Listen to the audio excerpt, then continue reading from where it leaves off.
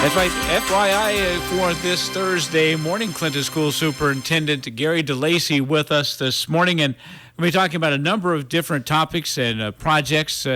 Gary, I guess we'll, if I remember all of this talked about, let's first talk synergy. Of course, the latest one was, I think, yesterday, the unveiling of the mural Synergy was involved with down at the Nelson Core Field, Lumber King Stadium. For many people, that's what they want to call it, Riverview Stadium.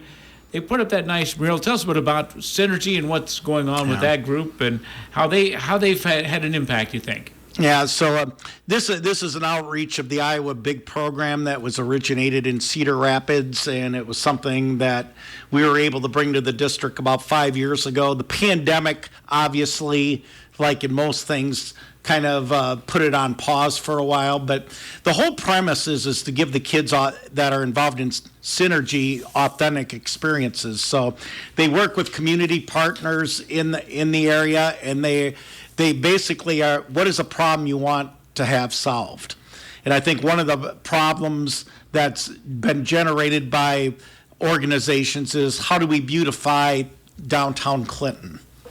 And so I think one of those options that have come out is, let's look at murals. And so this is like the second major year of, we've been doing multiple murals. I know they did 3 last year. I believe they've got 3 on tap this year. You mentioned the one yesterday. There was ribbon cutting down at the Lumber King Stadium, and it's kind of a futuristic baseball theme, but it's going to be right there on the street for people to see. So done by professional artists. So, the Synergy kids go through the process of what is the mural. I've learned a lot myself. Different kinds of murals. So this, what kind of mural do you want? There's obviously a fundraising component when you bring in professional artists. It just so happened a former Clinton High School graduate was actually the artist that they tapped to do this for the one that has just been done. And again, I think the kids have obviously a sense of pride in. There's something very tangible when it's all said and done that you can go by and say, we did that. We were involved in the planning, the fundraising. We selected the artist. We were involved in the design of that mural, and we have a finished product. So for those kids, and it's not just murals. I know they were involved last year in the development of the Mayor's Youth Commission, so kind of a sounding board for the mayor and coming up with the bylaws and things like that. I know Hillary Birkin, who graduated last year, was very involved in those. So there's a number of pieces. I'm excited to hear next year we're up to 20 students signed up for Synergy, so I think that'll give us more opportunities to expand our wings in other areas. I just want to tell people the premise of it is that we want to give kids authentic problems to solve. It's not meant to be a worker bee group to say, hey, we want you to do that. We have already predetermined what needs to happen. We just want you to do it. This group is, here's a problem. We'd like you guys jointly, let's see if we can solve the problem together.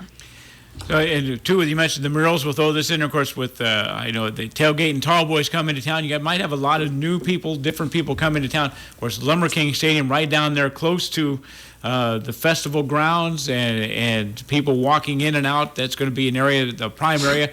That one in particular, but of course they'll be walking downtown where a lot of the murals are. So maybe a little show off to some folks in that are new to the community, never been here before. Yeah, absolutely. I'll be honest, my favorite mural of all of them is the one that, the eastern gate to the corn state, that one that's down, I think, about on the historical building. Right. Down there, that was a one that Synergy did last year, and that one, and that's just my personal opinion. I just love that mural going by it, and then there's some other ones. I guess there's one that's going to go up on the skate park, and then one involving Clinton National Bank. So 2 more murals that are in the process of going up here, I believe, in the next couple of weeks. We'll watch for those, and we'll try maybe a couple of sort of related. Tech Center, the school district, kind of been under the radar. The Clinton School District is purchasing the Clinton Community College Tech Center. They're on Manufacturing Drive, just down the street from the South 19th intersection, if people know where that is. Maybe they've been there for events, activities. This Clinton School District is purchasing that building. Tell us a little bit about that project, that process. Well, we've brought back an alternative high school, which has actually expanded even more to a alternative middle school program as well. We are sort of outgrowing our current location, where we were just leasing the old Lincoln or Henry Sabin building. I saw an opportunity because of the Eastern Iowa Community College building that new career awareness center near their campus. I was just kind of visualizing what's the purpose of that building, and that building is in very good shape yet. And is this an opportunity for our district to upgrade our facilities for the kids that we serve with that population? And just given one of the things that our school board's really working hard on is trying to give multiple ways for kids to be successful and get that high school diploma and go forward. So with the expansion of some of those alternative directions, we really felt we needed a facility that would best support that. I think it's a win-win situation. I believe the community college, it was probably a building that at this point, with building the new career awareness center, what purpose did they have for that building anymore? It's in excellent condition. So for us to be able to step in there next fall and upgrade our alternative program offerings is exciting. Got a couple of questions of financing, a couple of $1 million. How's the district paying for that? So to be honest with you, we do have enough money within our district funds that it was suggested to go in that direction. Obviously, with interest rates right now, one direction we looked at, do you just take a loan out and do that? But we have enough funding there right now, and I'll be honest, we're actually, with the high school project, there's a couple dynamics going on right now that are really helping taxpayers. One, when we locked in those loans, the interest rates were very low 2-3 years ago. And now that we have the money, and before we expend it, we can invest those funds, and the interest rates are up. So the way it was budgeted, we were able to save money. When we borrowed the money, we had a lower interest rate, and we're obviously getting a higher return before we expend those funds. We never projected interest rates 3-4 years ago that they are today. So, I mean, we're actually we're saving some interest, and we're gaining interest two different directions. So it's actually, those two dynamics itself is really helping fund this situation for us. Remodeling is going to be remodeling. Of course, if people in that tech center, they got the auditorium kind of in the middle of the building, those kinds of things. What kind of remodeling are you going to do? You're going to leave the auditorium, you're going to turn some classrooms. They do have some classrooms in there. The layout of the building may not be what you think is a typical school with hallways and classrooms, but is it all going to work for you? Yeah, I actually love the layout, and I don't see us making any adjustments other than there'll be some, I'll be honest, basically change the sign in front. We'll need a locking mechanism for the front door, and then just security things that we have in our normal schools. It has about, on the right side of the auditorium in the lobby, there's about 6 classrooms. That would really fit for our high school situation. On the left side of the auditorium, there are 2 to 3 classrooms. That would fit our middle school program, separated, 2 different hallways between middle school and high school. And then there's about 6 conference rooms, which we really lacked in the other buildings. So we have conference office spaces when we want to meet with parents, one for our counselor, one for our social worker, one for our secretary. So it's just going to give us a better feel and delivery model than what we had at the current facility. We mentioned Connected. We want to talk about construction, high school, how that process, but we'll get that after the weather forecast. A little lead up. That's going to be what we're going to talk about next, but we do want to take a quick break for our weather forecast, brought to you by Citizens First Bank. Happy Thursday. It is going to be a bit warmer this afternoon with highs in the mid-80s. We keep the sunshine around for much of the afternoon as well. Skies are going to continue to look hazy due to the wildfires off to our north and Canada. Going into tonight, however, we're going to bring in a cold front. That's going to associate some showers and maybe a couple ripples of thunder as we get to the late overnight hours and into early tomorrow morning. This has been your Storm Track 8 weather update from meteorologist Morgan Strackbine. 56 degrees right now here in Clinton, and southeasterly winds continue at about 10 miles an hour. Everything is expensive. Gas, groceries, the prices seem to keep climbing. Are you thinking about ways to manage your personal budget? Citizens First Bank mobile app has a personal finance tool called Money Manager. No need for another app. It's already right in your hands. Try the Money Manager to get a clear picture of your spending.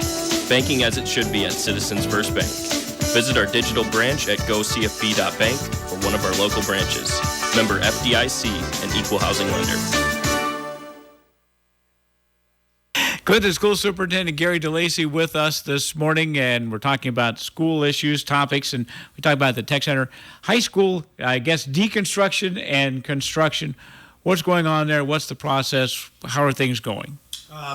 Right about that first week of May, we've finished with the asbestos abatement, and then they've started the demolition of the 1919 building. So it's obviously from 8th Avenue South, you can't see it. So you actually need to probably get behind it on 11th Avenue South on top of the hill, and you would get a great view of it. They're projecting that will all wrap up by the end of June in terms of the demolition, and then you will starting in July, start to see Phase 2 go up. Phase 2 is a new performing arts center, along with a music wing, and a new career and technical area, which would be welding, auto, construction trades, agriculture. That'll be Phase 2, and that'll be basically a little over a year to get that piece done. So we're targeting the August of 2024 when that would be opened up and ready for student use. And the tech center with that new tech building, you still need some of that technical space at the high school in addition to the tech center at the community college? We're keeping what we call the S-wing, is not been demoed yet, so that building is still there, and that will serve our technical center needs for the upcoming school year.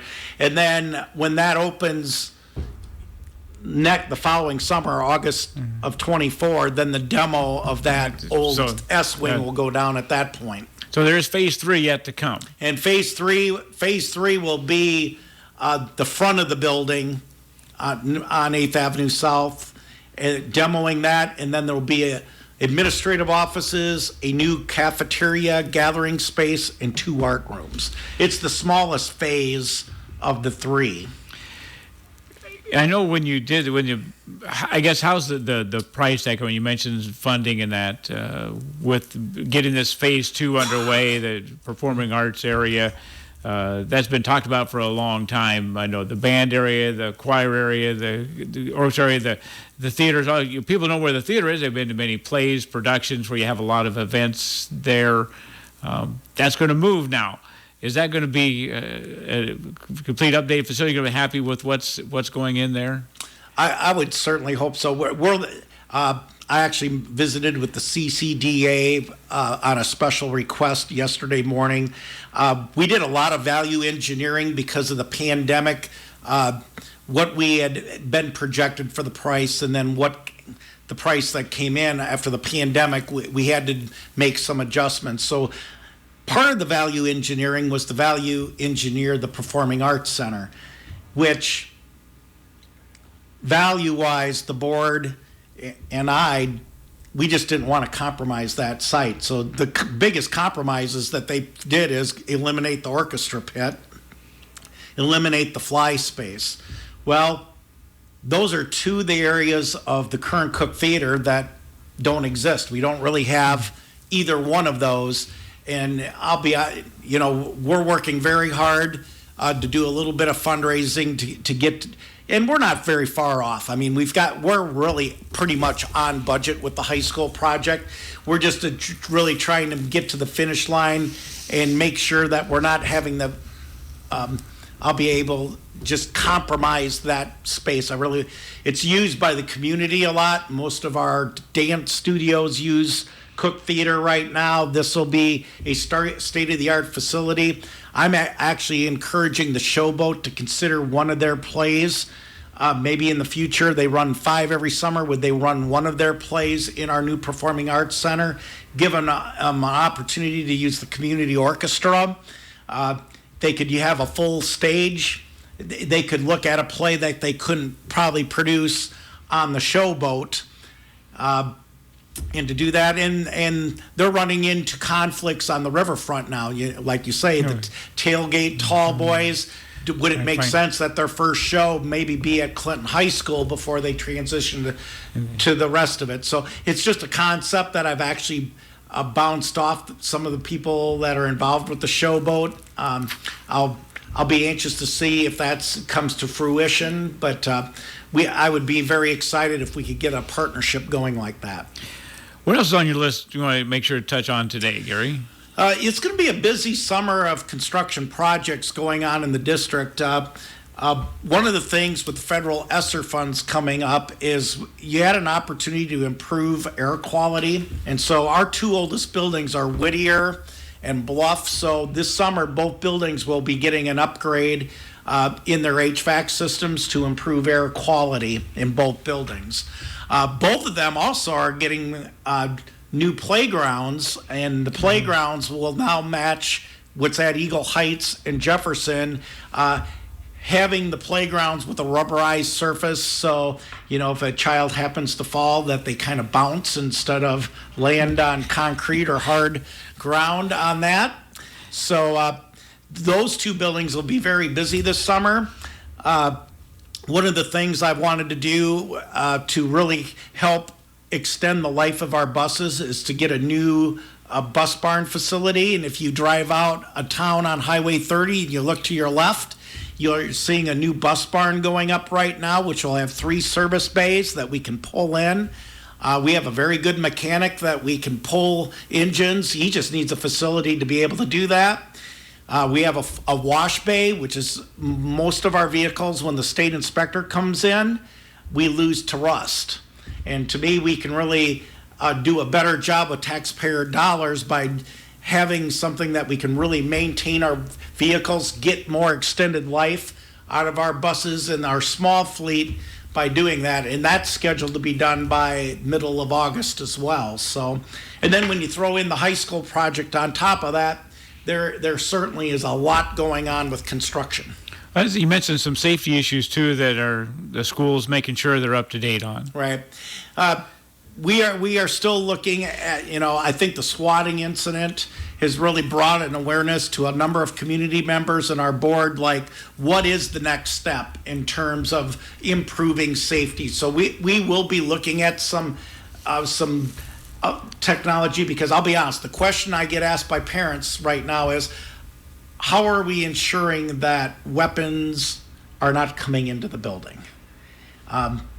And bottom line is how can you do that in an efficient manner in that? And we are looking at some technology right now. It is expensive, but we are looking at some technology, and the board will at least explore this next Monday night in terms of the Chicago Cubs are using it this year, where it's using artificial intelligence to indicate the shape of an object. So it's looking for the shape of a gun, a shape of a knife, and it would only flag those instead of a metal detector being something that basically if you think about an airport right now, you got to empty your pockets and everything. We don't want to be that intrusive. This is going to be much more, I don't know what you want to say, evasive or whatever, where that you can walk through, but the bottom line is to be able to scan and have peace of mind, to be able to say, you know what, we have a system in place that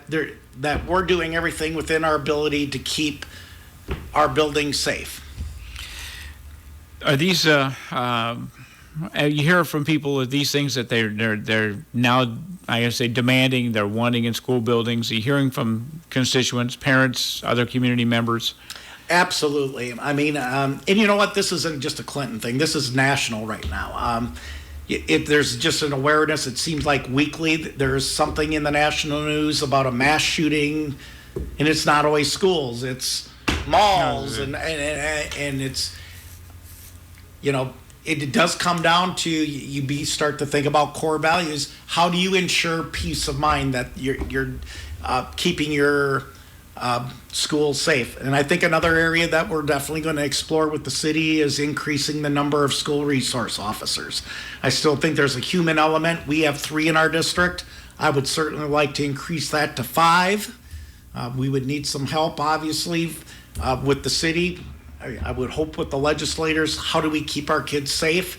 I would really like to have a higher presence, particularly at our elementary schools at the beginning and the ending of day, even during the day, in terms of them walking through the building, building relationships. Some of that human intelligence is really important. And kids for the most part are willing to confide in safety, but you need those trained professionals available. And I know sometimes we throw one ad in there, school positions, we hear across the country, teacher shortages, staff shortages of all kinds. How is that shaping up locally? We are still working, we've been short-staffed the last 2 years. We have not been fully staffed. We're working very hard with it, but I'll be honest, right now, this year we are very short in high school Spanish. And we've been really working hard this spring, and we have not made a dent. We really need to get at least 1 or 1.5 Spanish teachers so we can be fully staffed there. We did want to start an agricultural program at Clinton High School this year to be a feeder program going into the Career Awareness Center. Again, a very shortage area, and right now we are struggling to be able to fill that for next year. And there's a few others, culinary, and then I'll be honest, we probably at least have a half dozen special education positions across all levels of the district that remain unfilled at this point. What about bus drivers, paraeducators, school lunch program? Are those all? Yes. Everything is shortage? Pretty much. I mean, I'll be honest, we're pretty good on custodians right now. Mm-hmm. Food service, we're pretty good. We are definitely short on paraeducators. We are definitely short on bus drivers, bus monitors. Like I told you at the break, I drove again this morning as a sub, and I enjoy doing that. But, I've probably driven about 50 routes this year now. And so the need is there. We would love to be able to have more drivers. When the superintendent's out driving a bus, that maybe you're top on the sub list, though. Well, I don't know about that. I've asked them to be last on the sub list, but I think they're getting there. I mean, there's times like we don't have any other options. We need you to drive. So, though, does it give you a different perspective sometimes when you're out there? Well, it's been very good because I've gotten, when you're a superintendent, unfortunately, you're a couple steps away from the kids. And now being a school bus driver, you obviously get the contact as they are getting on and off the bus and getting to know them. So it's been actually very rewarding to drive. It's just you don't want that to compromise your responsibilities for your job you're hired to do.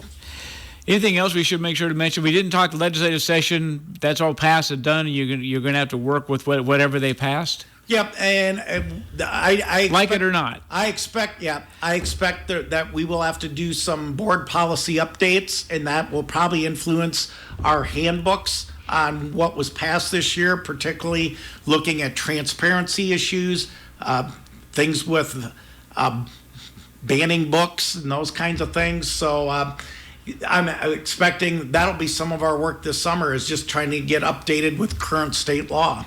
And some of those take effect this next school year or July 1. I'm not sure how that timing works. So you've got to get this all ready. Whatever changes were made, you have to work to get it ready. Some are July 1, 2023. Some are July 1, 2024, which gives you a little more time.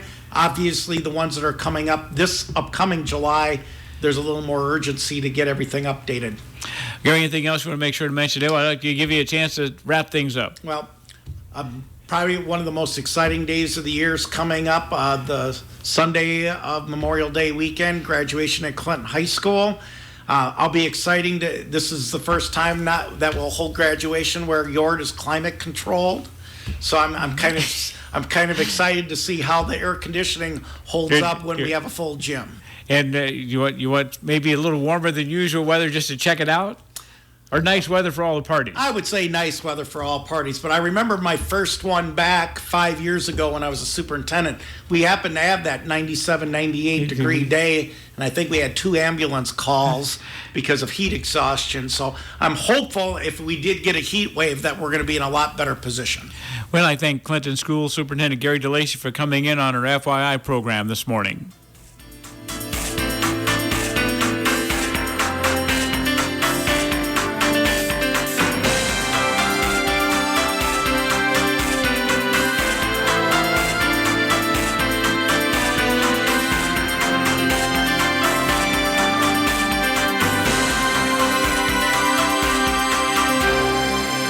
This is KROS